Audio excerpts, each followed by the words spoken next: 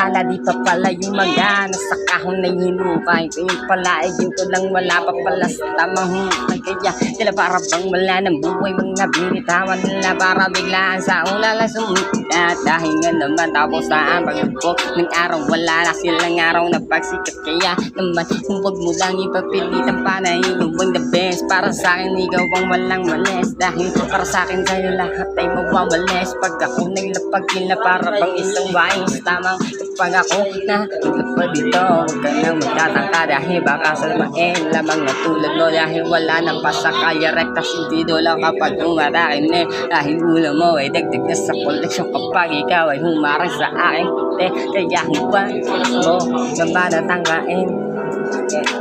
Dahil lalaman ng dadanasin para sa hindi na para kaya na bigyan na ng hangin o kaya huminga. Dahil lalaman naman kung anong kakahinga pag ako na bumigas. Dahil lalaman naman na wala na tigas kahit ano sabihin nila para sa akin ikaw ay maghahain sa akin ng batas. Dahil lalaman naman di mo na kinayalakas ng aking kas kapag ako na ngayon na bumulta. Sigurado wala na pera, wala na sigida, wala na tasyera, wala na tangkwata. Dahil diretso na hinta papunta na sista para naman na yung malaman rin kasi dito na kagadi na para ikaw ay aking iwanan pananghiliya para naman ang ikaw malamang ganito kali hindi maliit lang binigas nyo para sa akin eh kayo na mataas pero pag nagpak nyo pero ang lalim ng kain kay para naman ang mapag-alaman na hindi pa sa aking kaalaman ng kakakayin na para naman ang aking sabihin na paano nga ba sasabihin shit